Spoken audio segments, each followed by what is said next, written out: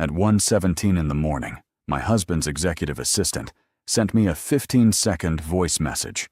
There was no caption, no explanation, just the recording. The first thing I heard was the sound of two people breathing, uneven, tangled, far too close to the phone. Then came the faint creak of a mattress and a woman's muffled gasp. I didn't recognize her voice, but the man who spoke next was someone I could have identified in a crowded room, through a wall, or after years apart. "Vanessa, keep it down. Keep..." Ethan, my husband of 7 years. His voice was low and rough, softened by an intimacy I had not heard from him in a very long time.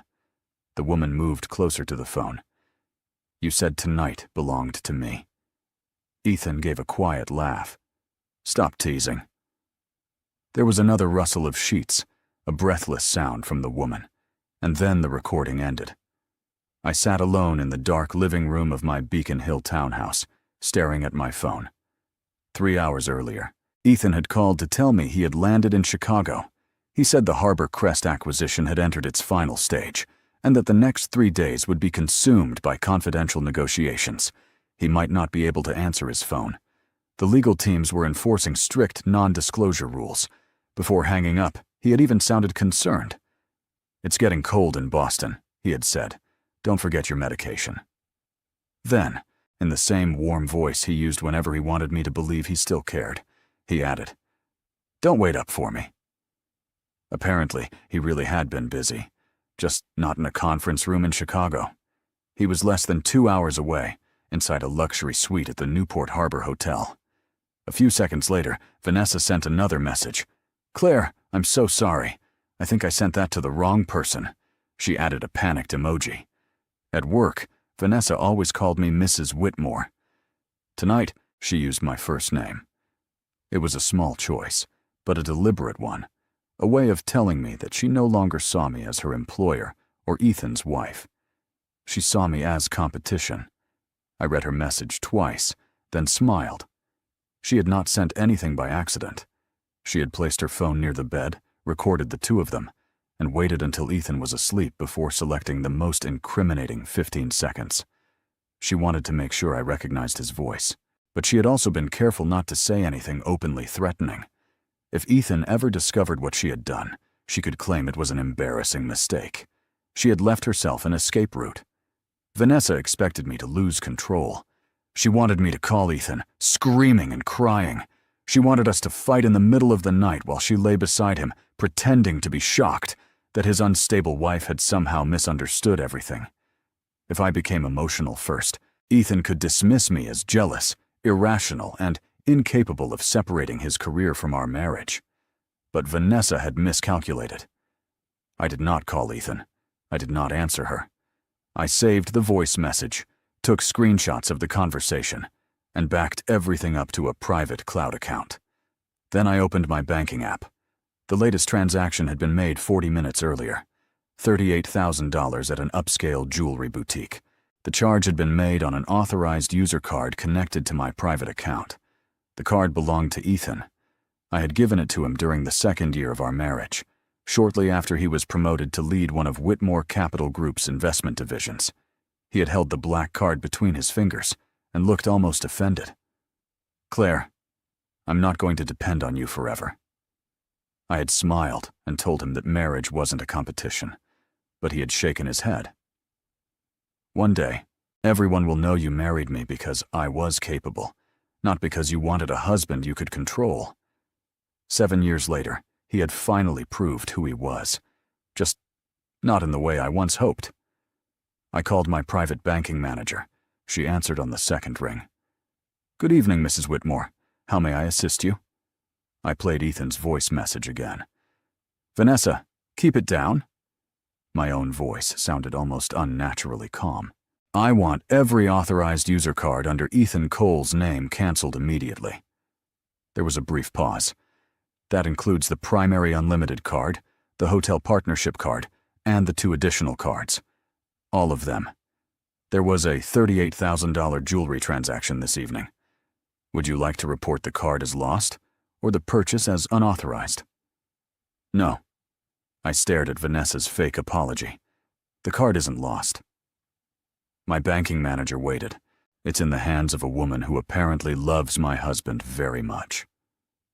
The line went silent. I continued. If she loves him that much, she can start paying for him herself. After ending the call, I logged into Whitmore Capital Group's internal financial system. Whitmore Capital had been founded by my grandfather and expanded by my father into private equity, hotel investments, and commercial real estate.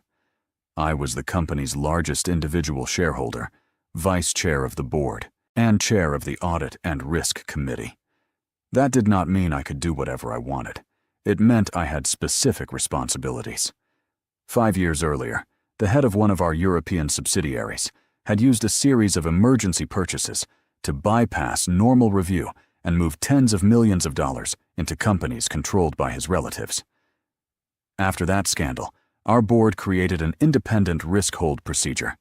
If a project showed signs of undisclosed related party transactions, unauthorized approvals, or potential fraud, the Audit and Risk Committee could temporarily suspend pending payments and financing guarantees. The rule applied to every executive, including me, including Ethan. The Harbor Crest acquisition was still waiting for Whitmore Capital's final financing guarantee. I called our chief financial officer, Marcus Lane. He answered immediately. "Claire, pull every Harbor Crest expense from tonight." I heard the sound of typing. A minute later, Marcus spoke.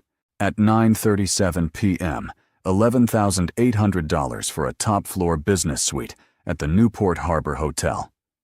He continued. At 11:20 p.m., $2,600 for in-room dining and alcohol. What account? The Harbor Crest corporate expense card. Both are listed under client entertainment. The jewelry had been purchased with my private card. The hotel room and room service had been paid for by the company. Ethan had not only used my money to buy his mistress's jewelry, he planned to make Whitmore Capital pay for the room where they slept together. Was a client registered to that suite? Marcus typed again. No. Who booked it? Vanessa read. Who approved the expense? Ethan. I closed my eyes for 1 second. Freeze all unpaid Harbor Crest expenses. Marcus went quiet. Place the financing guarantee on hold, I continued. Pull every supplier contract, procurement record, approval log, email chain, and outgoing payment. His tone changed immediately. Claire, the closing is scheduled for 9 o'clock tomorrow morning. I know. Without Whitmore's guarantee, the bank won't release the acquisition funds. There could be a breach claim under the letter of intent. Was every recent commitment within Ethan's delegated authority? Another pause. No. What changed? 3 days ago, the project added a $4.6 million market access contract. Was it reviewed by the Risk Committee? No. Who is the vendor? Ridgeway Advisory. I had never heard of the company. Start a special audit, Marcus. No guarantee. No additional payments.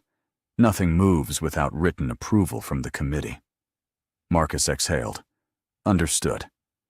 I sent my attorney an email next. Come to headquarters in the morning. Prepare an inventory of marital assets, a divorce petition, and any necessary temporary financial protections. Do not contact Ethan until I confirm. The email left my outbox at 1:49 a.m. Only then did I set my phone down. My hands were cold. I had imagined that discovering an affair would make me scream. I thought I would cry, throw something, or feel a dramatic piece of myself break. Instead, I felt hollow. A 7-year marriage was not a credit card. I could not cancel it with one phone call and feel nothing. I remembered Ethan proposing outside a cafe on Beacon Hill during a summer storm. The ring had been modest because he could not afford anything more. Rain ran down his face as he held both my hands. I don't have much right now, he had said. But if you trust me, I swear I'll never make you regret it. I trusted him. I recommended him for a role at Whitmore Capital. I defended him when board members questioned whether hiring my boyfriend would create a conflict. I introduced him to investors, clients, and executives who would never have taken his calls otherwise. He worked hard. That part was true. He was smart, ambitious, and relentless. He had also sat beside me all night after surgery. When I lost our baby 3 years ago, he held me in the hospital and promised that children would never determine whether we were a family. We had loved each other once. That was why the recording hurt. But pain was not a reason to forgive him, or to keep pretending I had heard nothing. At the Newport Harbor Hotel, Vanessa was attempting to complete payment on the jewelry. The boutique's card terminal rejected the transaction 3 times. At first, she assumed the bank had flagged it because of the amount. Then Ethan's phone began filling with automated corporate alerts. Alert: Harbor Crest payments suspended. Alert: financing guarantee paused. Alert: special audit initiated. He called Marcus immediately. Marcus told him only one thing. The hold was issued by the chair of the Audit and Risk Committee. No one can remove it without Claire's written approval. That was when Ethan realized the problem was larger than a declined credit card. The acquisition he had spent 6 months building could collapse before sunrise, and his promises to the board could collapse with it. At 3:46 a.m., I heard a car stop outside. My Beacon Hill townhouse had belonged to me before the marriage. Because of Ethan's schedule, he had spent most of the past year in a company apartment in the Seaport district. He did not have his townhouse key with him. The doorbell rang again and again. Then my phone lit up. I let it ring. "Claire!" His voice came through the front door. "Open the door. Why did you freeze the guarantee? Do you understand what happens if we miss the closing?" I put on a robe and walked downstairs. When I opened the door, I remained standing squarely in the doorway. Rain fell behind him. Ethan wore no suit jacket. His white shirt was wrinkled, and the top 2 buttons were undone. His hair was damp. He must have left Newport in a hurry. An hour earlier, he had probably been in bed with Vanessa. Only after the cards were canceled and the project was frozen had he decided his wife deserved a visit. I looked at him. "Aren't you supposed to be in Chicago?" Something flickered across his face, then vanished almost immediately. The negotiation location changed. "And you forgot to mention that?" It happened quickly. "It changed to Newport?" His eyes sharpened. I continued before he could answer. "Was the $38,000 necklace also part of the negotiation? Were the hotel suite and room service charges client entertainment?" His first reaction was not guilt, it was suspicion. "Did you have someone following me?" I looked at my credit card statement and the company expense system. His shoulders relaxed slightly. He thought that was all I knew. His voice softened. "Everything has an explanation. Vanessa is the project assistant. She had to travel with me. The necklace is for a partner's wife. The suite was for investor meetings. Restore the guarantee, Claire. Once the closing is finished, I'll explain every charge." Even then, his first concern was not why I had canceled his cards or whether I was hurt. It was the guarantee. I looked at the man I had once defended against an entire boardroom. "You want me to restore it?" "Yes." 8 o'clock. Corporate headquarters. His expression shifted. "Why?" "Bring every Harbor Crest contract, vendor record, payment authorization, and email." "Claire, the closing is in a few hours. Then you should cooperate quickly." "We don't have time for an audit." "Then the closing can wait." His composure broke. "Do you have any idea how long my team has worked on this acquisition?" "Your team? You know what I mean. Harbor Crest is financed by Whitmore Capital, guaranteed by Whitmore Capital, and ultimately carried by Whitmore shareholders." I held his gaze. "When did it become your personal company?" "That isn't what I said." "Then attend the audit. If everything is clean, the guarantee can be reconsidered." "And if it isn't?" I paused. "Then a few canceled credit cards will be the least of your problems." He stepped toward the doorway. "Let me inside. We can discuss this like adults." I did not move. 8 o'clock. Corporate headquarters. "Claire, go back to the Seaport apartment." His face hardened. "I lived here for 7 years, and I'm still speaking to you at the door instead of calling security." I kept my voice perfectly even. "But this house was mine before we married, and tonight, I do not want you inside." For several seconds, neither of us moved. Then Ethan stepped back, turned, and walked into the rain. I shut the door behind him. Only after his car disappeared did I lean against the wall and release the breath I had been holding. I still had not mentioned Vanessa's recording. If Ethan knew she had contacted me, they would coordinate their stories, deleting messages or destroying records.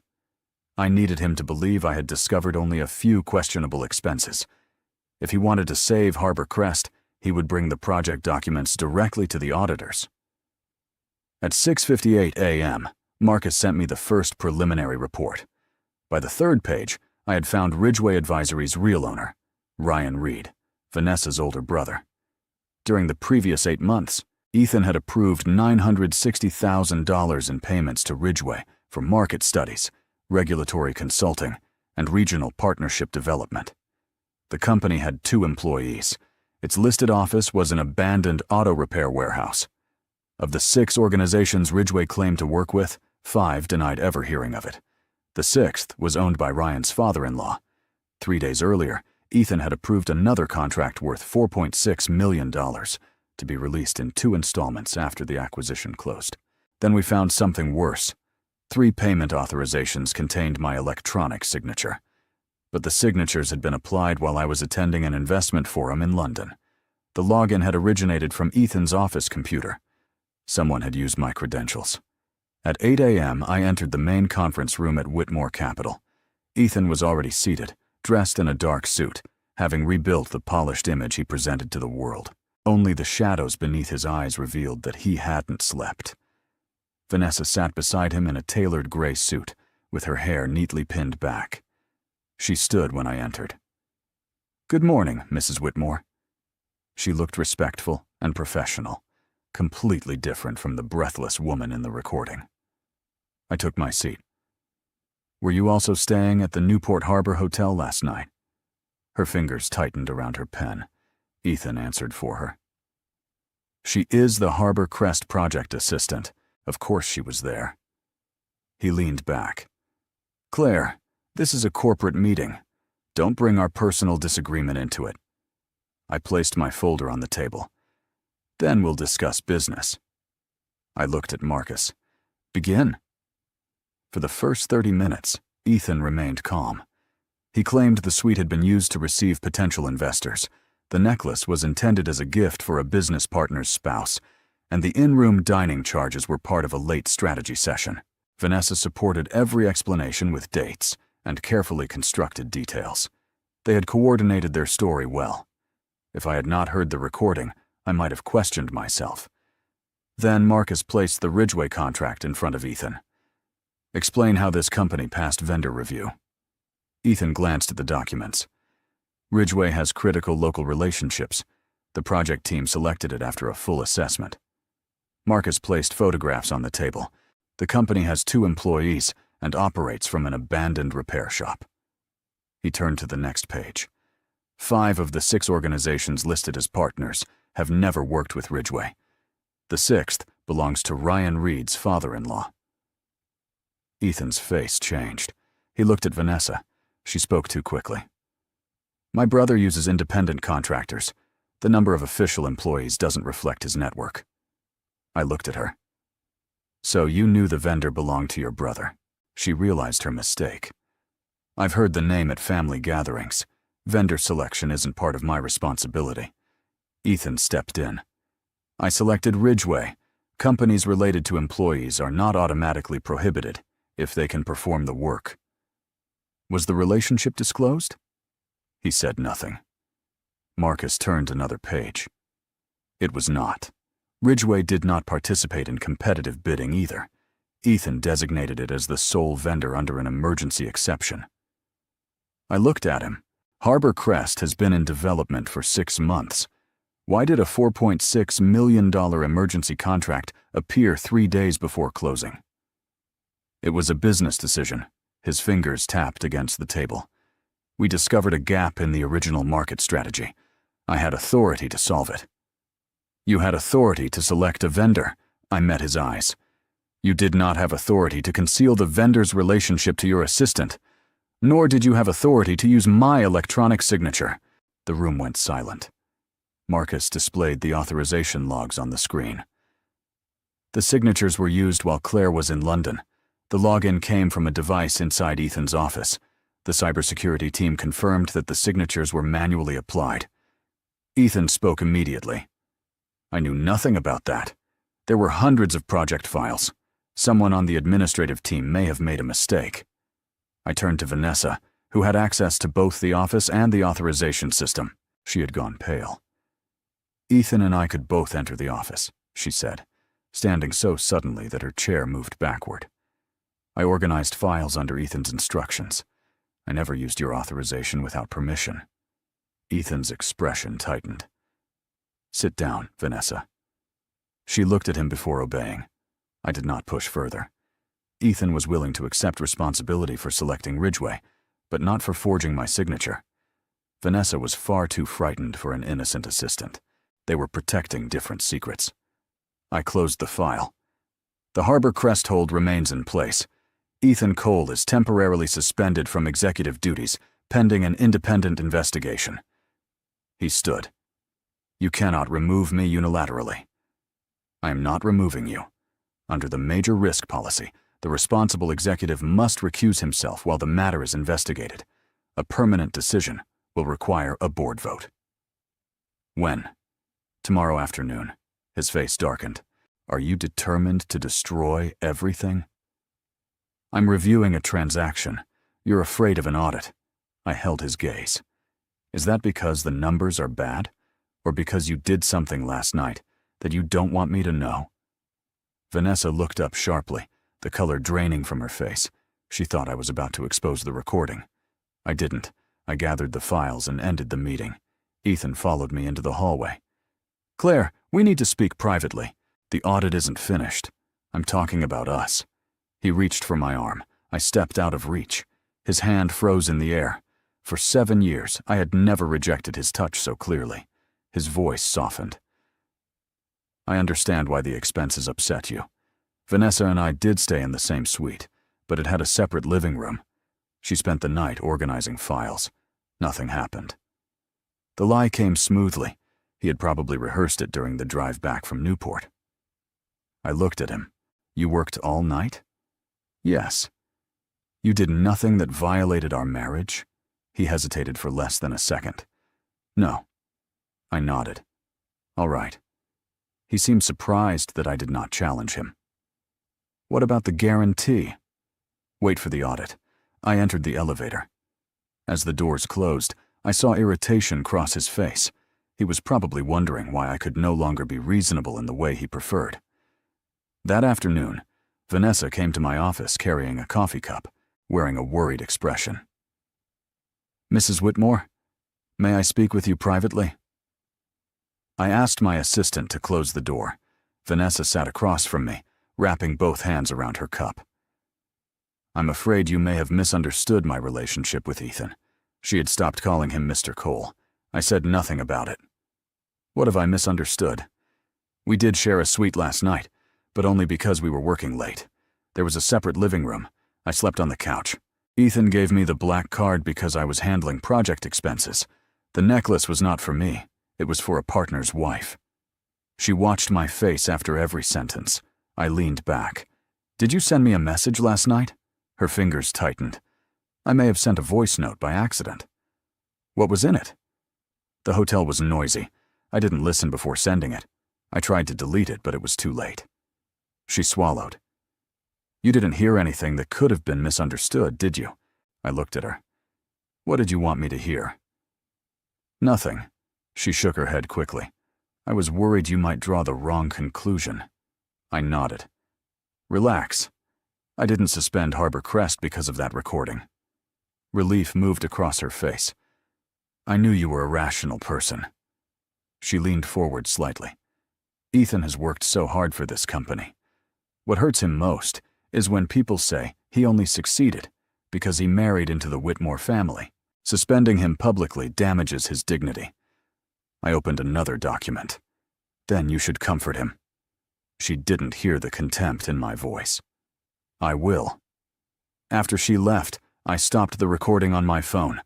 I did not intend to use our conversation as corporate evidence. It proved only that Vanessa had contacted me and was lying about what happened. The professional case against them needed to rest on contracts, emails, authorization logs, and bank records. Later that afternoon, Marcus sent me the updated financial tracing. Amount recipient / destination. Notes $960,000. Ridgeway Advisory. Total disbursed to vendor $220,000. Ryan Reed, personal account, disbursed immediately. $240,000. Vanessa Reed, investment account, disbursed immediately. $220,000.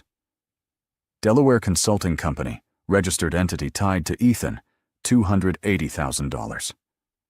Ridgeway Advisory, retained. Left for legitimate appearance. The Delaware company was hidden behind several layers of ownership, but the incorporation emails, verification number, and transfer instructions were all connected to Ethan's private phone and email. The chain was complete. Ethan was not an innocent man manipulated by his mistress. He knew Ridgeway was incapable of performing the work. He had approved inflated contracts and planned to divert part of the money into a company he controlled. What he had not expected was that Vanessa and Ryan would secretly take an even larger share for themselves. They had not simply deceived one another. They had conspired against Whitmore Capital while planning separate betrayals within their own partnership. The emergency board meeting began the following afternoon.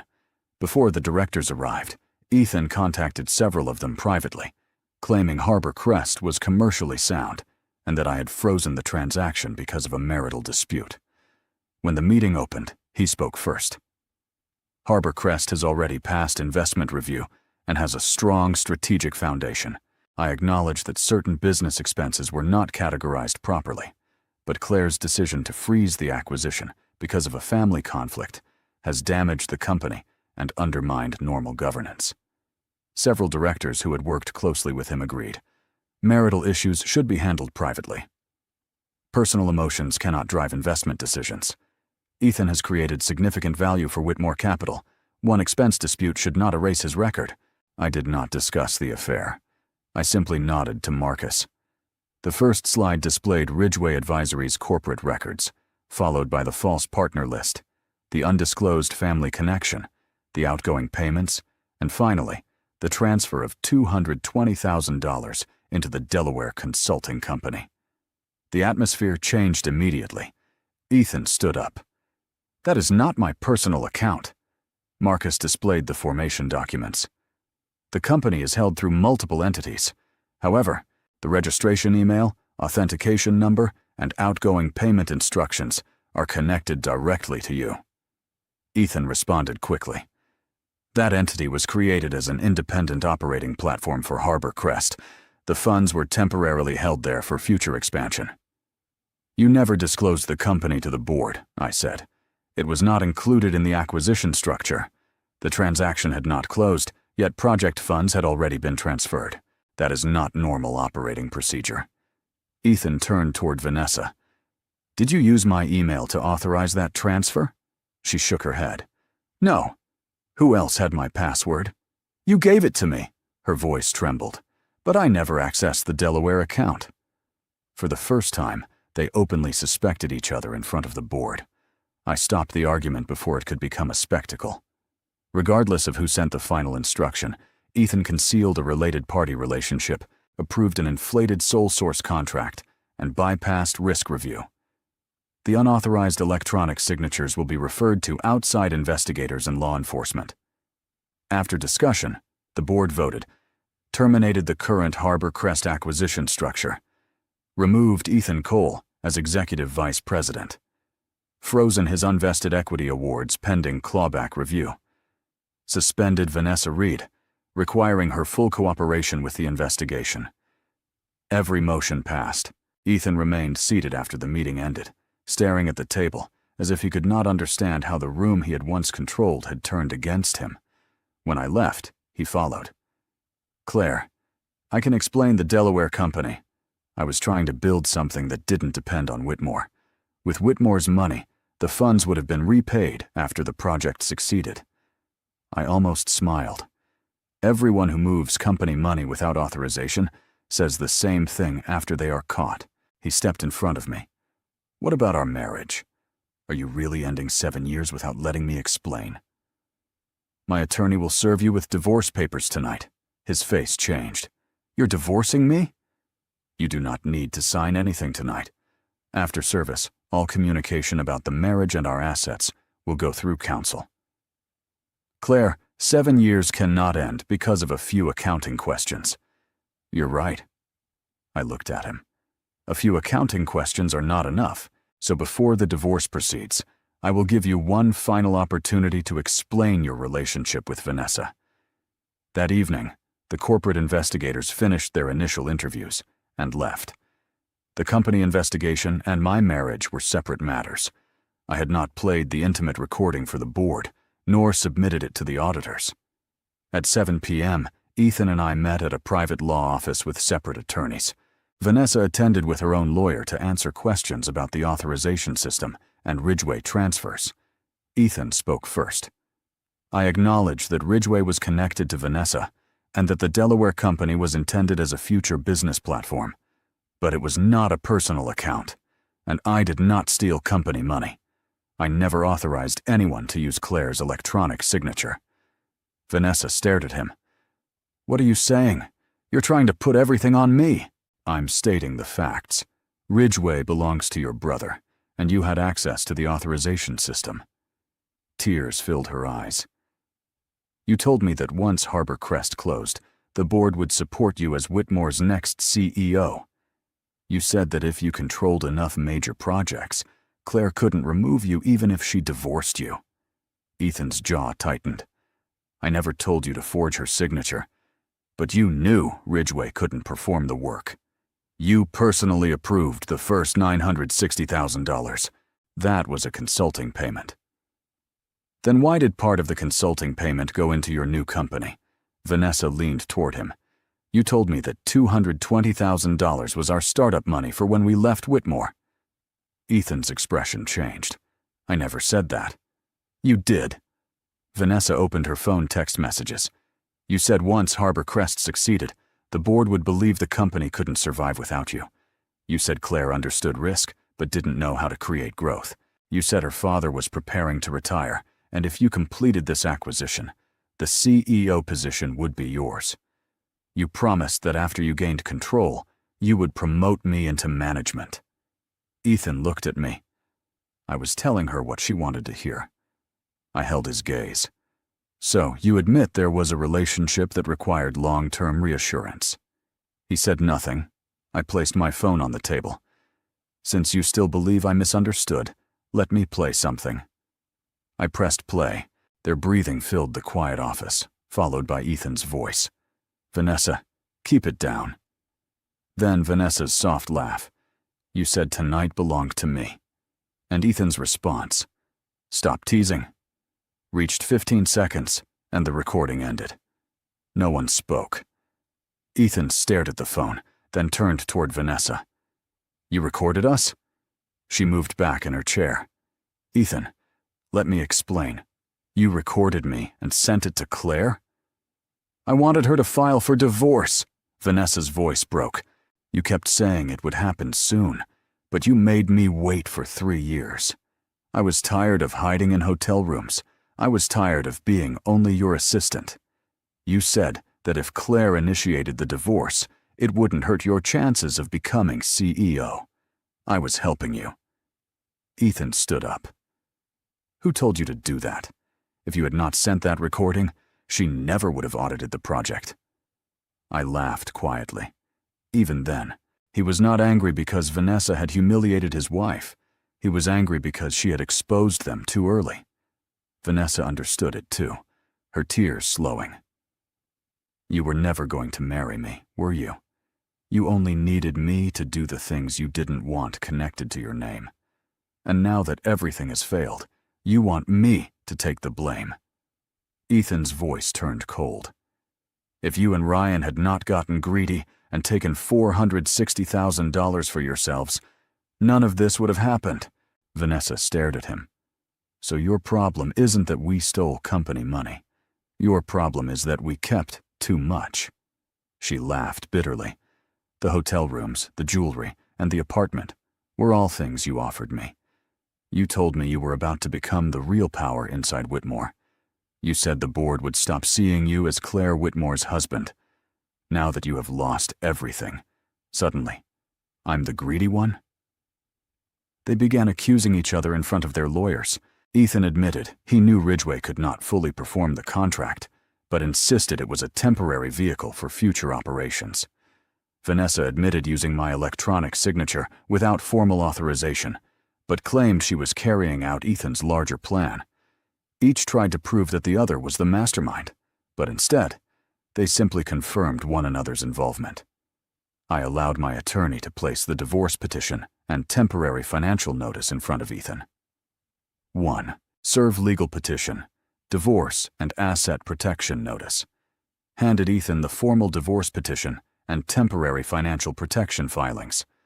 All future communications regarding assets and dissolution directed through legal counsel. 2.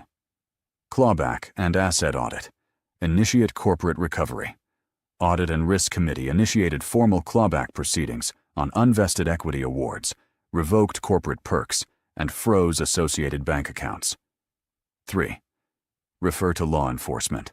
Criminal and civil charges filed. Evidence of forged signatures, unauthorized wire transfers, and fraudulent vendor contracting referred to external prosecutors and legal teams.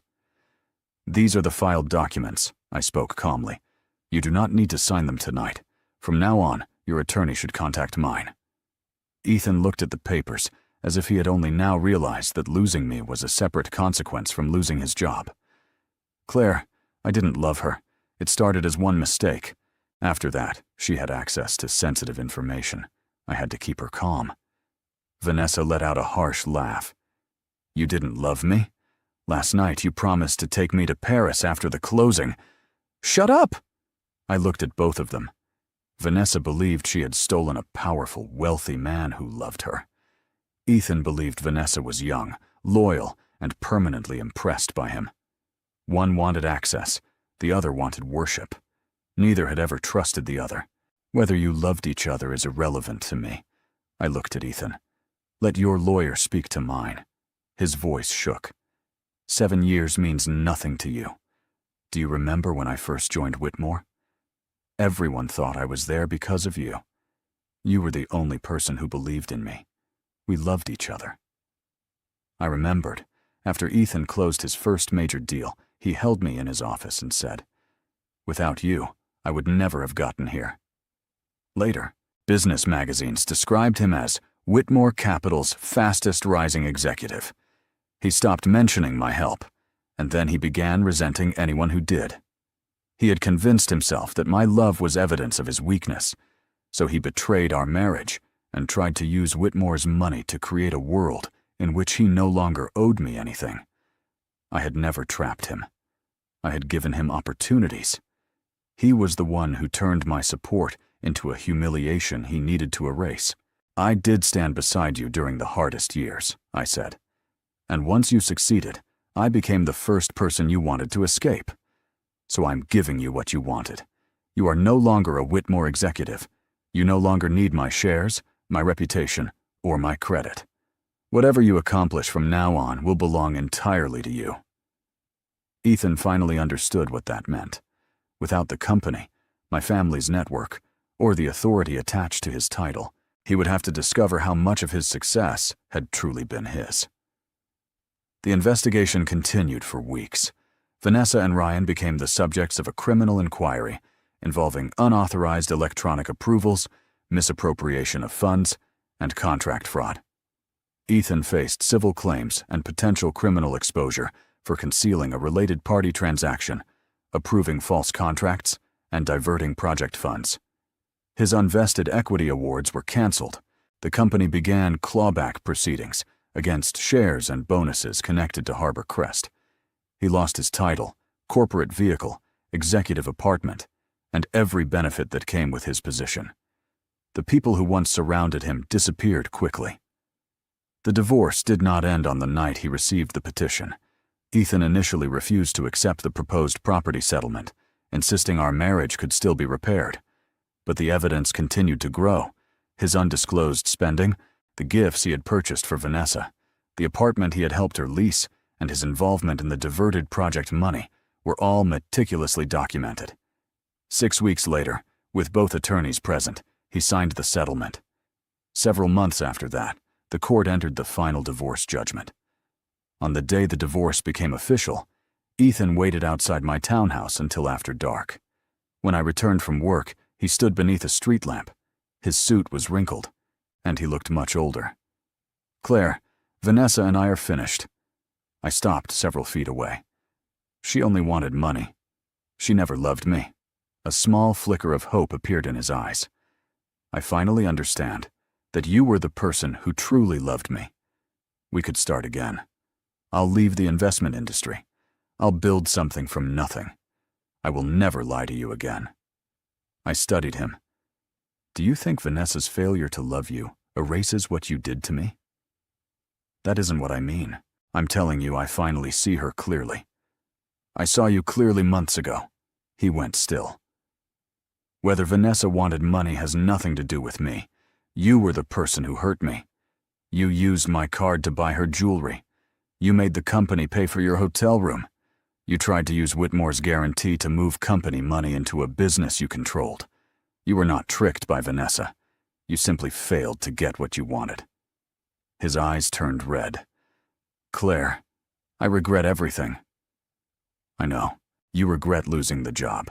You regret losing the access. You regret that Vanessa and Ryan kept more money than you expected. But you do not regret hurting me. Because when you drove back from Newport that night, the first thing you asked me to save was your deal, not our marriage." His face slowly collapsed. I walked past him toward my front door. He caught my wrist. "Can you really throw away 7 years that easily?" I pulled my hand free. "I didn't throw them away in one night. You spent 3 years destroying them. Do not come back." I closed the door behind me and never saw Ethan again. 6 months later, Whitmore Capital completed a new evaluation of Harbor Crest. We removed every inflated contract, replaced the related vendors, and reduced the projected budget by almost 40%. At the official signing, a reporter asked me a question. Ethan Cole was once described as the central figure behind Harbor Crest. What does it say that the transaction succeeded without him? I looked toward the cameras. No company should depend on one person. A strong organization is supported by systems, professional standards, and the people who do their jobs honestly. When an executive begins to believe the company cannot survive without him, he has usually become one of its greatest risks. After the event, I returned to my office. The late afternoon sunlight fell across my desk. My assistant brought in a package. Inside was the watch I had given Ethan on our 5th wedding anniversary, alongside a long handwritten letter. He described our first date, the storm when he proposed, and every early victory we had celebrated together. He wrote that he finally understood the most valuable thing I had given him was not a position at Whitmore Capital, but my trust, and that he would spend the rest of his life waiting for my forgiveness. I did not finish the letter. I asked my assistant to return the watch and the envelope. That evening, I stood alone by the windows of my quiet townhouse. For the first time in months, I thought about 1:17 a.m. That 15-second recording had once felt like a knife cutting through 7 years of my life. But looking back, I did not hate Vanessa for sending it. She had intended to humiliate me, wanting me to fall apart and surrender my place in Ethan's life. She never understood that the recording did not destroy my future. It simply forced me to see that the man beside her had never deserved to remain part of it. What I canceled that night was never just a set of credit cards. I canceled a marriage that had become nothing but